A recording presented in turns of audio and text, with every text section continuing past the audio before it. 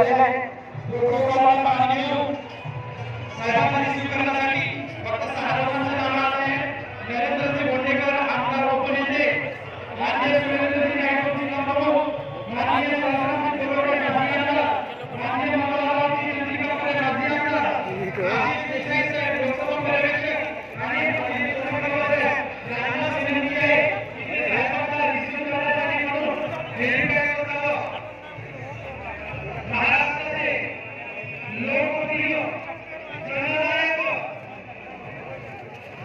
जनताचे मुख्यमंत्री, शिवसेनेचे पक्षनेते, मुख्यमंत्री लाडके भाऊ